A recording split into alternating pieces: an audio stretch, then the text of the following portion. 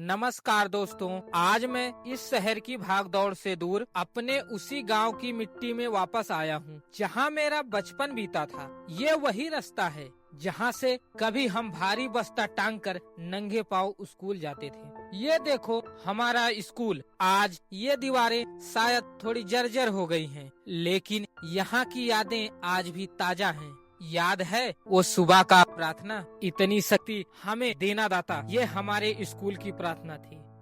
आपके स्कूल की क्या प्रार्थना है, प्लीज कमेंट बॉक्स में जरूर बताना। और लाइन में लगकर आंखें बंद करना और बीच बीच में चुपके से अपने दोस्त को कुहनी मारना, ये सब सारी चीजें यादें थी। ये वही ग्राउंड है जहां हम कभी क्रिकेट मैच और कबड्डियां जैसे खेल खेलते थे। अब ये पूरा ग्राउंड खाली पड़ा हुआ है। मैदान की हालत थोड़ी खराब है। मैदान में जगह जगह घासें और झाड़ियां उग गई हैं। मैदान अगर बोल पाता शायद यही कहता, अब मैं बूढ़ा हो चला हूँ, पर यादें तुम्हारी सारी यहाँ हैं। अब आपको ले चलता हूँ यादों का, अपने उसी क्लास की कुछ यादों की तरफ। कुछ पिटारा, यहाँ कोई बेंच नहीं होती थी। घर से बोरियां और टाट ले आनी पड़ती थी और उसे भी बिछाने के लिए झगड़ा होता था। कौन आगे बैठेगा, कौन पीछे बैठेगा। ये सब खत्म ही नहीं हुआ था कि फिर आ जाता है पेन और दवात की बारी। वो 2 रुपए वाली पेंसिल और स्याही की महक एक अलग होती थी। अगर गलती से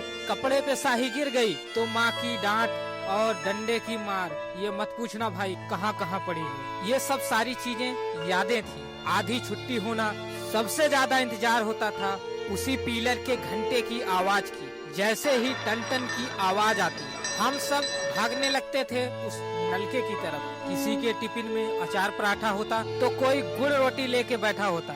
फिर हम एक ही साथ बैठ जाते और फिर खाना खाना चालू कर देते। खाना खाने के बाद इधर उधर थोड़ी मस्ती करना, फिर उसी आवाज टन टन टन टन घंटी बजती और सीधा क्लासरूम में नजर आते। और गुरुजी का खौफ ही एक अलग होता था। याद है वो गणित वाले मास्टर जी की छड़ी? आज के समय में शायद ये चीजें अजीब लगे, लेकिन उस छड़ी के डर से हमें पहाड़ा याद दिला देता था। 19 गुणे 9 क्या हो सकता है, याद करना। शायद वो आज के गूगल चच्चा से भी ज्यादा कीमती था। ये सब स्कूल के दिन की बातें थी। और छुट्टी होने के बाद घर वापसी की तो बात ही मत करो। स्कूल से लौटते वक्त कोई बच्चा अपने सीधे घर नहीं जाता था। रास्ते में किसी बाग में बैर तोड़ते हुए, इमली चुराते हुए और तालाब में पत्थर मारते हुए। उस समय की ये असली आजादी हुआ करती थी। ना किसी के पास मोबाइल होना, ना ही इंटरनेट होना, बस हम थे और हमारे बेपरवाह दोस्त। वो दोस्त भी अजीब थे।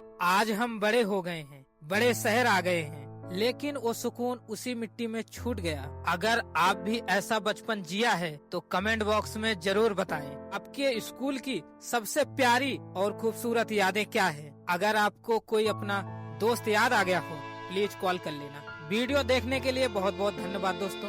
मिलते हैं एक अगले और एक नए ब्लॉग में। शुक्रिया दोस्तों।